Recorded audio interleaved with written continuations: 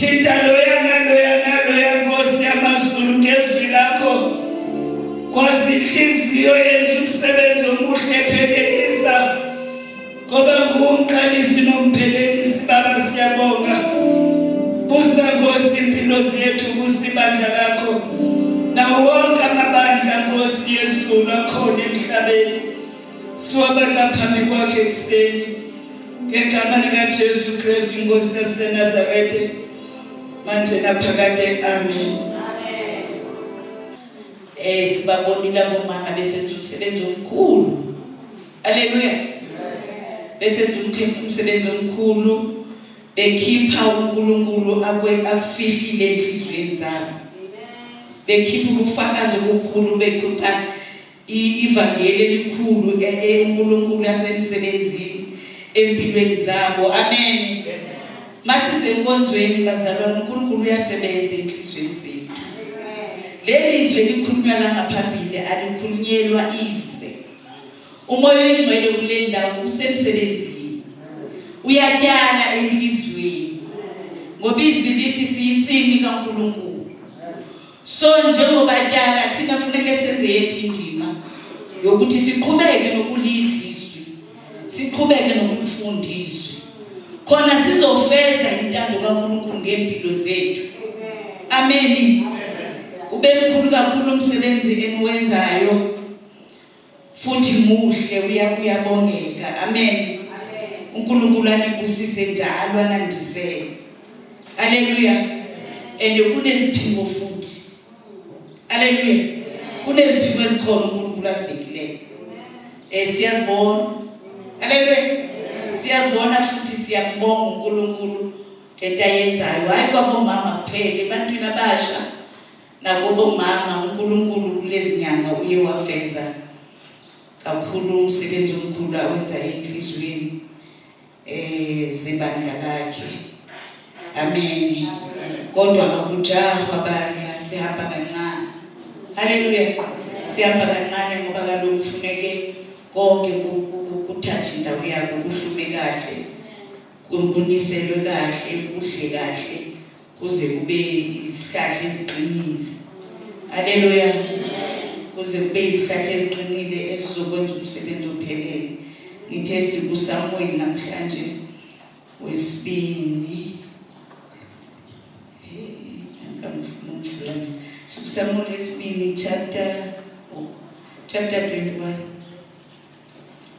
verse yeqalayo. Mama kasithole isihloko ukuthi eminyaka emithathu. Yonke ngiyabona. Samuel wesibini.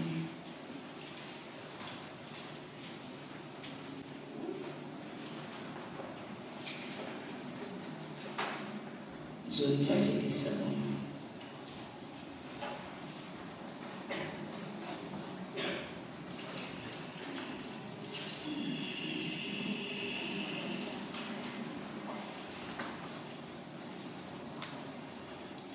So masifundile. Ayikuveswa. Kwaba khona indala ezinsukwini zikaDavide iminyaka emithathu ilandelana. uDavide wafuna ukuthi uSimakade. uSimakade wathi, lokhu kungenxa kaSawuli nendlu yakhe abachitha igazi ngokuba bafulala abaseGibheyoni. Inkosi yayisibiza abaseGibheyoni yakhuluma nabo. abaseGibheyoni babenesimo, abantu bakwa-Israyeli babeyimhlali nama-Amori. Nokho abakwa-Israyeli babenze isifungo kubo. Kodwa uSawuli wayefuna ukubulala ngenxa yentshisekelo yakhe ngabakwa-Israyeli nabakwaJuda. uDavide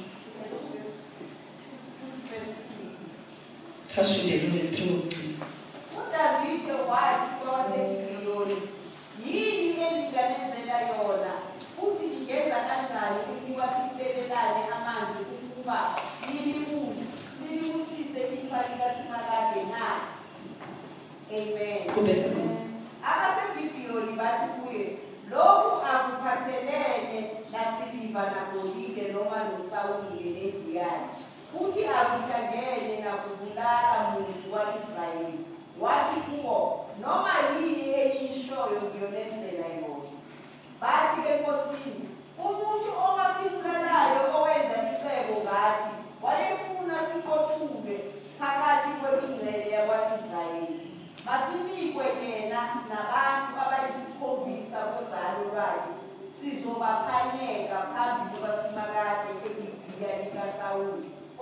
ebekiweyo kaSimakade inkosi yathi ngizoninika bona.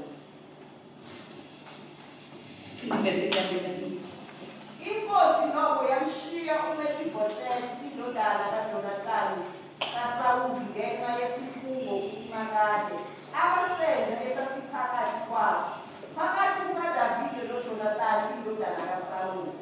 Inkosi yathatha amadodana amabili kaMispa indodakazi ka-Aya ayewazelele uSawuli, u-Alimoni noMefibhoshethi namadodana amahlanu kaMikhali indodana kaSawuli ayezalelwe u-Adriyeli indodana kaBhali-Ziyani uMeholathi. Wabanikela kwabaseGibhiyoni babaphaneka entabeni phambi kukaSimakade.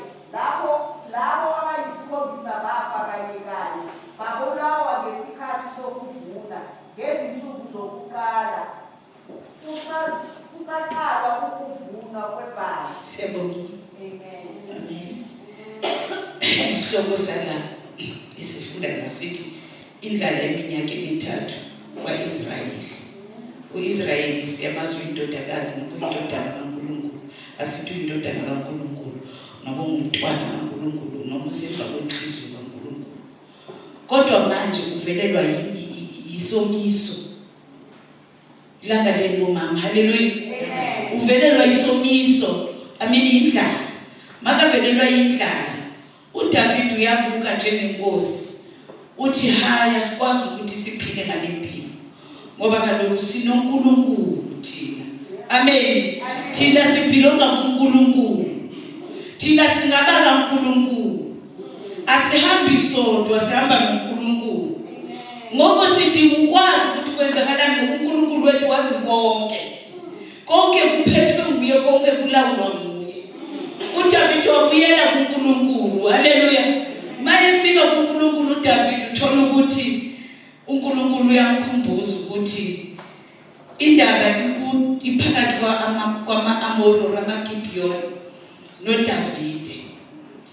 Ngoba kaloku laba bantu beza phambi ko-Israyeli ngoba besaba u-Israyeli obulalayo. U-Israyeli wayebulala phambi kwakhe endleleni yasehlane ngoba wayehamba noNkulunkulu wethu. Haleluya. So manje labantu bathi asinokulunga thina ukulwa nalesi sizwe. For ukuthi sibe kwicala elisafe siphephe, ngcono siyokhothama kulesi sizwe. Kuthiwa basuka babeseduze nalendlela abahamba kuyo abakwa-Israyeli. But basuka bangathi basuke ekudeni, bambasha bagibela imbongolo, baphatha iziko ezikhuntile, benza ngathi bahluphekile, bagqoka impahla engasi-right, edlaka engasi-right nje, ebonisa ukuthi bayisizwe siphuwa. Mabesondela kuDavide bafika, ku-Israyeli bafika bakhothama. Bathi thina silwi nani, sizonikezela. Thina sihluphekele, yebo siyisizwe sama-Amori kodwa sihluphekile. Sifuna ukuthi sibe ngabanye benu. Futhi siyayazi ukuthi ngeke sifithe kini. Kodwa sicela ukuba singamane sibe yizisebenzi. Manifuna ukusebenzisa nisebenzise thina. uNkulunkulu lithi ke izwi likaNkulunkulu uDavide uIsrael wabanika imisebenzi. Wabasebenzisa ngoba ekholelwa ukuthi bayilento abayiyo. Kanti ekugcineni abasiyona lento, bayisizwe sihle. Kodwa isizwe sizithobayo phambi koNkulunkulu. So ngenxa yalokho uDavide wababusisa uNkulunkulu wabambuka labantu bangabantu abazozithoba abahluphekanga. Ngenxa yalokho uNkulunkulu wababusisa. Haleluya. uDavide uIsrael wababusisa noNkulunkulu kaIsrael wababusisa laba bantu. Baba ingxenye kaIsrael. Babekwa ke kulo ndawo ababebekwe kulo position ababebekwe kuyo. Mhlambi njengabancedi noba bayisebenzi kaIsrael. Kodwa bagcina behlangana. Noba sebefike eKanani babehamba bonke. Bahlala bonke. Kwaba kuhle bonke kodwa ke njengama-Israyeli ngoba bebeyisizwe sikaNkulunkulu. Bebethi makube kukhona isizwe esincikile noba umuntu encikile ongasewona bambeke somewhere noba kuphesha komfolo noba bamsikele nje umnta wakhe bese bayambeka. So nalesizwe sahlala kanjalo Kodwa manje nayi inkosi eyayiphethe ekugcineni before uDavid kwakuphethe inkosi uSawule owayengehambi ngemithetho kaNkulunkulu. Haleluya. uNkulunkulu bebeka lokhu uSawule enzile. Haleluya. Ngoba uSawule wayeyinkosi eyengakhethwanga uNkulunkulu. uNkulunkulu wahala kuSamuel wathi umuntu ufuneka akhethwe yini. Okwamanje I am alright ngoIsrayeli. Angifuni inkosi kaIsrayeli. Ngoba ekugcineni inkosi kukhona la icindezela khona. Bayifuna ukuthatha umfazi nomunye umfazi ideni. Izawukhetha abantwana benu abangamaJewish. Mayifuna inkomo zenu izibona zizinhle, izothatha inkomo zenu. Siyakhumbula uNabhothi efuna uHabi efuna isikiyasi kaNabhothi, insimi kaNabhothi ngoba iyinhle. Kwakuyilungelo lakhe ngoba yemphethu uNabhothi.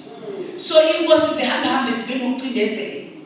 Inkosi azinaqiniso, zigreedy, zineso spirit. So manje uNkulunkulu engafuni uIsrayeli aphathe umuntu, wayefuna uIsrayeli ahambe naye, but uIsrayeli ngoba wacindezela uSamuel esifuna inkosi, athi uNkulunkulu wabanika uSawule.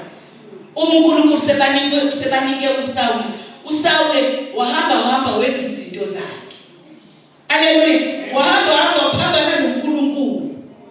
Ngoba uNkulunkulu wamgcoba ngokucindezela ngoIsrayeli. Thina sifuna inkosi. Abangabaqwashisa uNkulunkulu abakhonzi bathina sifuna inkosi. Wamthatha uNkulunkulu umuntu wabo wamgcoba. Mase bemgcobile umuntu akasahambi kahle endleleni.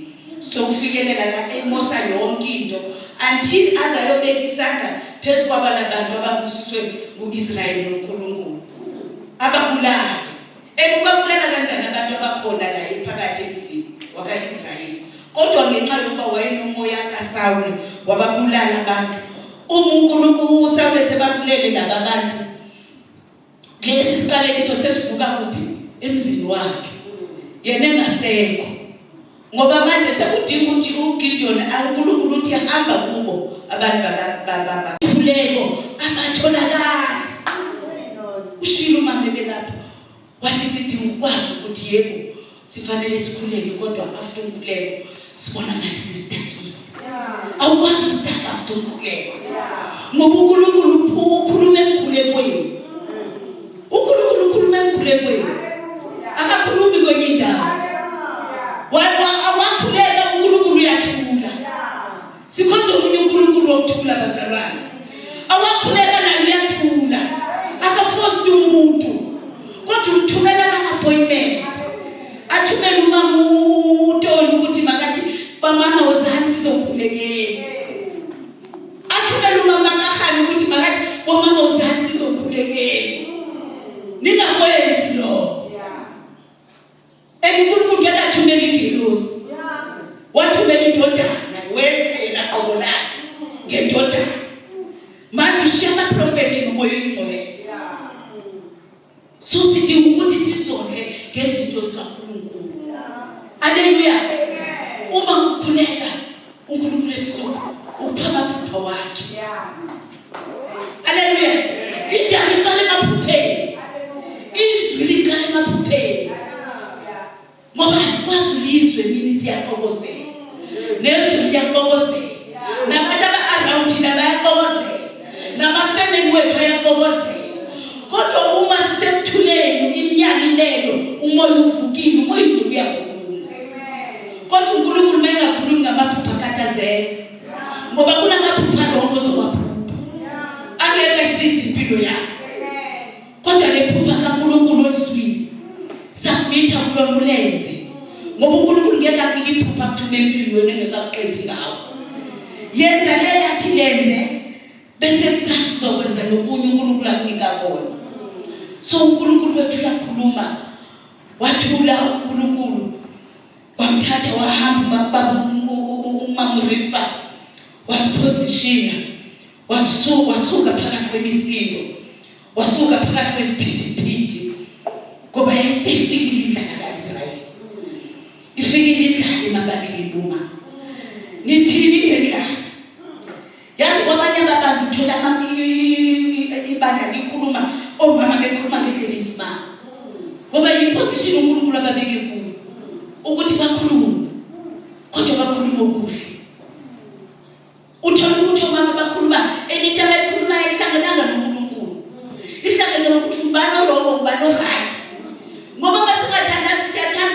siyabheka izinto esingazazi. Uba uthe mina ngimanoba. Uba uthe mina ngithi. uNkulunkulu ufuna sibe noJesu. Sibizelwe indodana. Kodwa uma singabi indodana sisenkingeni. Sizoba nezimo. Abantu bayakhuleka bathi uyazi mama ibandla likhulu kuyakhulunywa ngiphuma ngibaleke ngithi lenzwa yini ngithi yazi lenzwa yini umthandazo omncane.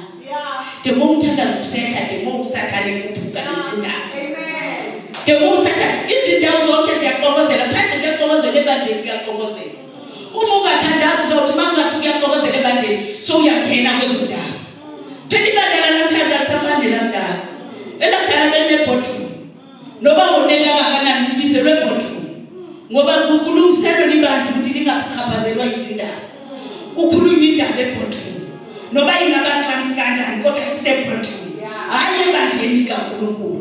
Hayi on the altar. Akubona indaba la. Ngoba le ndaba ixoxa iyale. Uyabathuma ukuthi bocela nobani.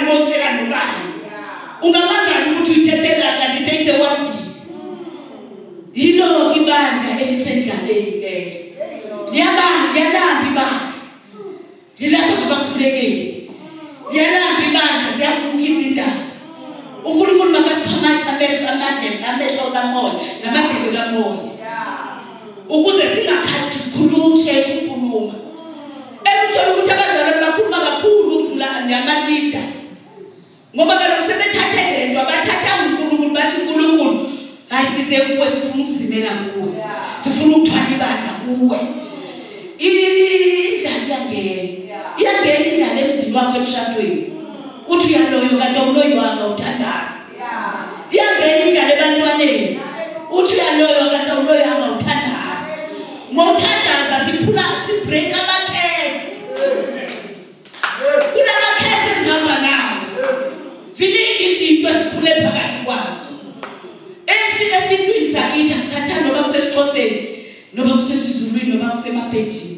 Umntana makazalwa kunalokhu kuphuma ukuthi sekufika isikhathi sokuthi ahlatshelwe agqokiswe la. Haleluya. Makamdala sekuyatshintshwa lesiphandla sekuthiwa sifakwa lakithi ke maXhosa nazi bazulu. Sesibasikhulu sifakwa la isiphandla. Makagula uswezi nyangeni. Umuzi mawusengathi izinto zesitakula abantwana basebenzi kuthathwa induku kuyiwe enyangeni ithi izoqinisa nekhaya. Ungaliphela unyaka ungahlatywa ngembuzi noba inkomo futhi okuhlatyelwa amadlozi. Zonke lezo zinto ngamakhesi. Ngoba zixosha uNkulunkulu zibuyisa ama-covenant wrong. Zibuyisa iy'piriti ezirong ezizolandela yonke le generation yala ekhaya. Ngoba iwoshwe ngabantu bakudala. Ithi ukukhululwa. Angeke uyikhulule nemali. Angeke uyikhulule ngokuya kusosobala nokuya ekhansela. Ikhululwa nguJesu kuphela. Ikhululwa ngumoya oyingcwele kuphela. Yingakho sasindiswa. Ukuze kusindiswe abantu kwimafemeli wethu. Ukuze kusindiswe ichithimelo komakhelwane. Manje asazi ukuthi simeleni uKristu.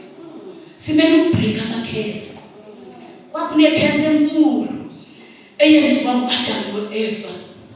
Basifaka esonweni. uNkulunkulu wahlala phansi. Wathi ngaphulwa ngani ikhesi. Wathi ngaphulwa ngegazi lendodana yakhe. Namhlanje singenile emabandleni isitholile igazi ngaphandle. Sithi ukuphula amakhesi asilandelayo. Ngoba umnotho wefemeli uhamba nawe. Bazalwane. Amen.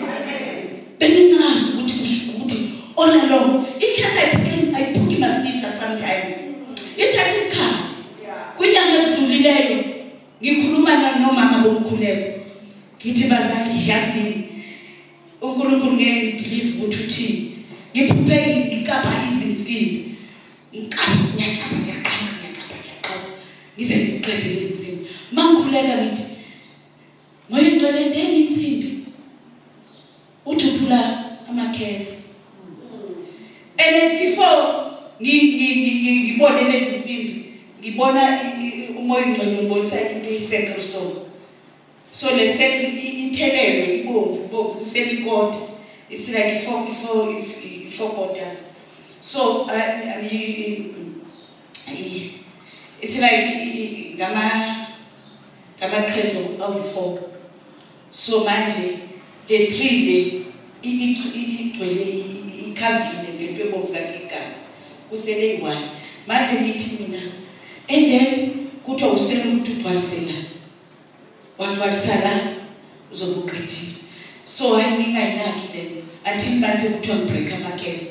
Ngivele ngene kakhulu emkhulekweni bese ke manje kuthiwa ngibreak amakesi ngifuna ungcola mbuleleni. Athi so wabreakile amakesi. So after lokho ngiyabathela laba mama ngithi bomama yazi you never know izinto zikaNkulunkulu zisebenza kanjani. Izinto zikaNkulunkulu uhambe endleleni usilwa egcineni emva kwesikhathi esingaka kuzobakhani wami ubreaka amakesi.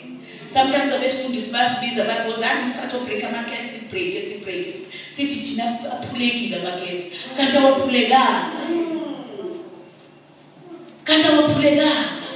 uthi koyingcono well done. Uyazi manje until to the 10th generation yakho hakuna muntu ozophinda aphuthwa lobunzima. Uthi hayi ukuthi wena bekufanele uthwale yonke lento. Uthi ngambavusile emva kwakho ngambathuzile emva kwakho abadala kodwa bahluleka babreche endleleni bathi inzima lendlela. Kodwa manje wena uhambile waze waqeda lo. Ngithi moya ngcwele ngiyabonga izibongo zami angizazi zincane ukuthi ngikubonge kanti sekusebenzele maze ngasebenzela le generation ezayo. Amen. Ikhesi ihamba kanjalo ungathi ufine kanti nathi ngifine. Ikhesi efamily sakulandela. Uzothi songasekho sosebantu lapho ukusebenzela khona ekhaya basala abantwana bebanjwa ngamakhesi. Amen bazalwane. Amen. Kwesinye isikhathi thina abantu abahamba emhlabeni siye sicabanga ukuthi hayi ngoba konke kwenzekile kufundekile siya qualify sinama degree imali khona sicabanga ukuthi we are free from amakesi. Amakesi are down. Deep. Hallelujah. Amen. Spiritual and physical. So mawanqamuli unqape yonke into. Ngoba amakesi not about imali. Ngoba nemali kodwa amakesi akubamba. Uyoba nemali uthi hayi abantwana bami babekela imali. Kodwa egcineni basekho abantwana bami bazoba senkingeni. Ikhesi mayibreakile. Bazalwane indaba ikhesi iqale phambili. Uma ngabantu dedicate emkhulekweni uyakhiwa nguNkulunkulu. Akwakha kwenza ube nama-muscles. Akusebenzise local akusebenzise South Africa yonke hambe uhlangana abantwana bakhe. Kufikele lesikhathi la uNkulunkulu sewuyi-warrior. Akuthathe ube le kwirelem kamoya. Intercede nabantu abaqualifya uku-intercede kwirelem kamoya. Ila uzobona izinto khona. Ila uzokwazi uzokuyakhuluma nabo. Uzibuza ukuthi la ngikhona manje ukuphi. Indelele. Kunabantu othi uthola ukuthi nabantu ngabantu abakhulu abasindiswe bakusindiswe abanama office. Kwesinye isikhathi uthi mawuqala ubona ngemina ndikule nkonzo yomkhuleko. Manje kule nkonzo kubizwa umprofeti angazi umprofeti wasePitoli azokhuluma. So ngithi kuye mase ezakhe mazongulisa sixoxa. Ngithi musinathi kudala ngikwazi ebusweni. Athi what one I was on it. Athi wasePitoli and angimane ngize kanti bangi-invite. Athi yazi sazana ku. Ngithi sazana indelele. Maybe industry yaphile sesi-industry yaliphela. So mase sibonana la kubafamily yakho. But asazani kodwa khona la sazana khona. Benga-understand lo language until ngi-understand. Ukuthi siyathathwa sibekwe kwindelele. Noma kunesingakanani kuphi. uNkulunkulu usebenzisa wena ukuthi uyoba nalombi lephezulu. Ngaba yefamily ngaba yenkonzo ngaba yini. uNkulunkulu uyasiphakamisa emkhulekweni bazalwane. Angeke siphakanyiswe kwenye indawo. Siphakanyiswe emkhulekweni.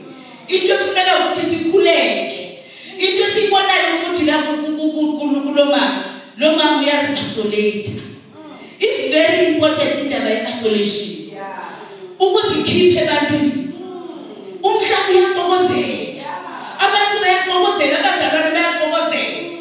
Uthi umntana kaNkulunkulu usakhula, umzalwane onamandla kunabo azokutshela into engekumelane nayo. Uzohlala ucabanga leyo nto instead ukuthi ucabanga into right. Kwesinye isikhathi utshela leyo nto nge-leader. Nalo leader seyizoba protect, mayibheka ubone ngathi leader wrong. Ngoba inje. Ukumosheka ibandla bazalwane. Yingakho uNkulunkulu afuna ukuthi sisi-isolate uma simfuna ngeqiniso. Ngoba uma ngabe ungazi-isolate, lizofikela la uNkulunkulu azokunika umthwalo uwedwa. Uyofuna umthwalo, ivuka i-depression.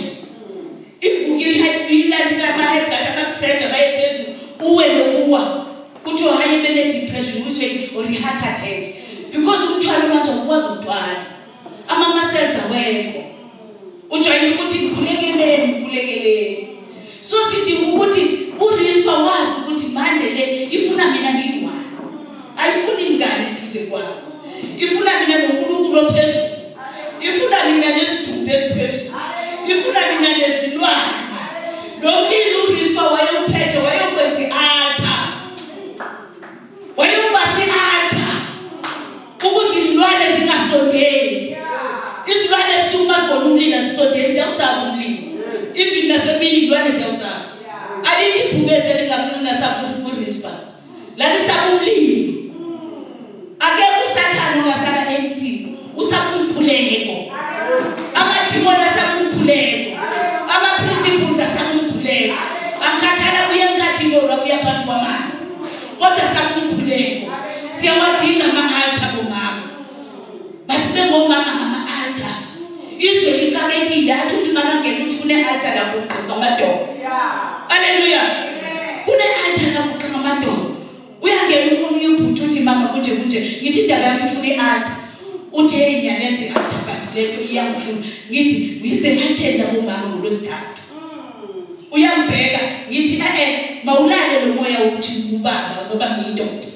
Yizo uzozithola uNkulunkulu e-altareni. uNkulunkulu uyasebenza la e-altareni. Kodwa ungayeki ukwakhe i-altar lakho but kune-altar futhi elukuphakamisayo. Ngoba imimoya ikhishwa nge-altar. Isitha siqedwa nge-altar. Amen. Haleluya. Utho uRispa wazipositiona engasafuni abantu abakhuluma eduze kwakhe. Engasafuni ukwenza izinto noma ukuthi namhlanje endlini kungcolile. Kodwa uRispa wazikhipha emizini yakhe endlini yakhe kuzo zonke izinto. So iBhayibheli lithi waqhubeka uRispa. Ivula yenganethi ukuthi bazalwane. Waqhubeka uRispa. Waqhubeka uRispa ngomkhuleko. Waqhubeka uRispa ngomkhuleko. Ilathika i-aim kaRispa yayikuthi kunethe imvula. Kahle. Abantwana bengekho abavuzi ngoba bebesebefile. Ikala kaSaul ufuneke libhataleke kwaIsrayeli. Imvula inethe. iBhayibheli lithi wakhuleka uRute ngezilimi, wakhuleka uRute nge-understanding, wakhuleka wabubula, wakhuleka uRute wakhala phezu kwendwala. Haleluya. Ehleli phezu kwendwala. Idwala nguKristu. Alikho elinye. La manifesta ukuthi Jesu ngekafiki. Wathi uNkulunkulu ngose sifake edwaleni. Sinedwala. Singalamele sifihle khona. Bathi lo mama wahlala kule dwala. Wakhuleka ngazo zonke. Kuthiwa kwaba i-40 days ne-40 nights. Wathi nje angidli, angambathi, angihlali phansi kwephahla. Ngihlala la edwaleni. Abantwana bakhe besafe. Abantwana bethu bangaba safe bomama. Sidinga imikhuleko mo. Isitha siyahlasela ngaphandle. Sibatshontshile abantwana. Sibatshontshile abazukulu. Sisazobatshontsha ngoba yithina abakhonayo. Ungahleki komunye. Ungahleki ngomunye. Ngoba wazi kusasa likuphatheleni. Yima edwaleni. Umele bonke abantwana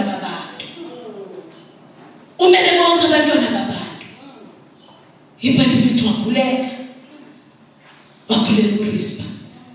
Wakhuleka uRispa. Ngelinye ilanga wathi sakhuleka uRispa. Waliva ithonsi limshaya. Haleluya.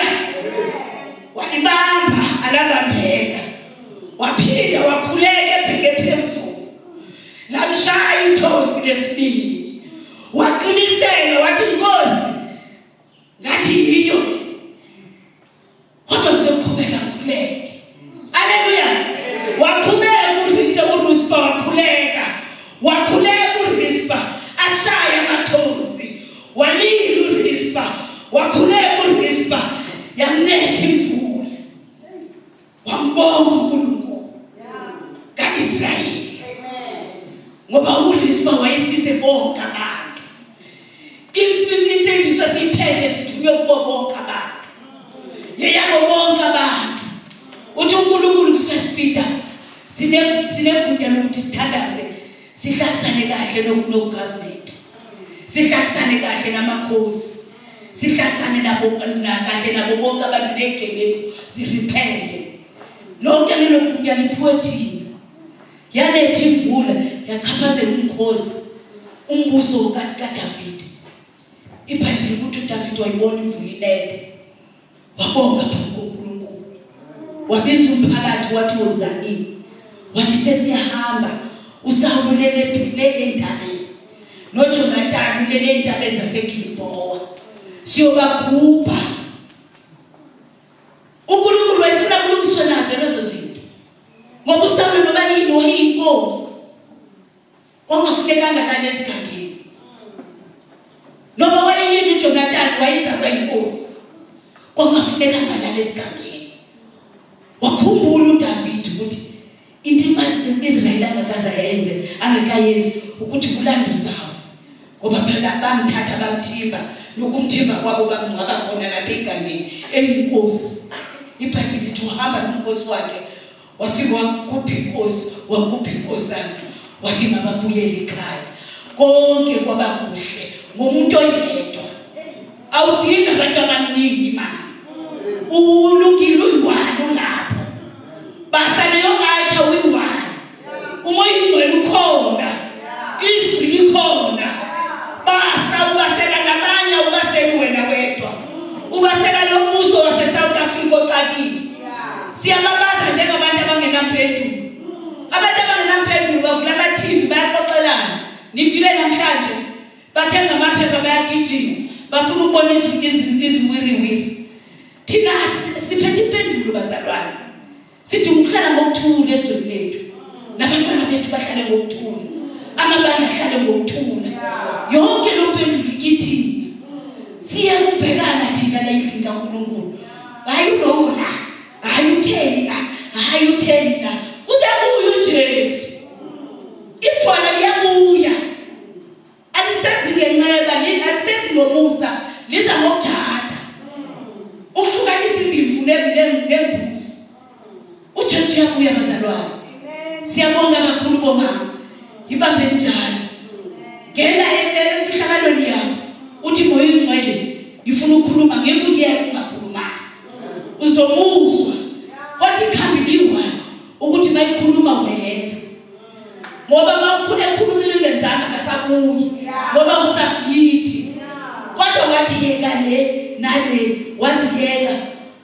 Umoya ingcwele uzohlala nawe umngani wakho. Uyozugcina uhleka ukuthi hey moya ingcwele iyakuhlekisa. Ngathi ukhuluma nomuntu. Haleluya. uNkulunkulu anibusise bomama.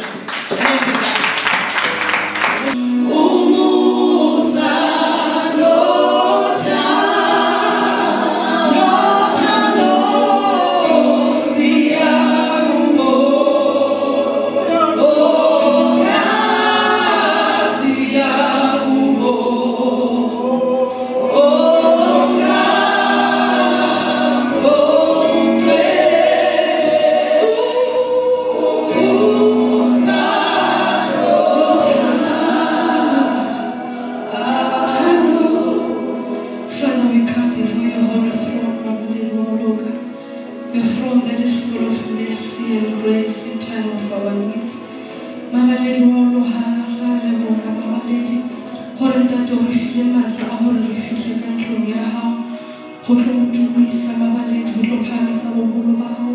Re leboha le lentswe mabaledi wa loka le o re fileng lona kajeno senatla sa lehodimo. Ntate re thuse re be bona bao ba le etsang lentswe la hao, e re ska ba bona bao ba le utlwang fela mabaledi wa loka. Sometimes doing your will mabaledi wa loka ha o bonolo, empa re kopa wena moya o halalelang a re thuse ka mehla le matsatsi, a re thuse ntate to meditate upon your word. Hobane wena o tshepo ya rona ka nako tsohle mabaledi wa rona, ha ona Modimo e re balelang ho yena senatla sa lehodimo. Ntate eta mo ntate bahlankeng ba hao renaka ba sa re preparela lentswe la hao le re hodisang le re directang senatla sa lehodimo. Even now mabaledi wa loka lentswe le sa beke e sa tlo qala, mabaledi wa loka ntate ha re tsamaye ka lona lentswe la hao, o re boloke o bolokele di-family tsa rona, re sa tlo tswa re ya mahaeng senatla sa lehodimo. Re kopa setla sa hao se matla se mohau se be hodima maphelo a rona, lebitsong le matla la Kriste morena wa rona.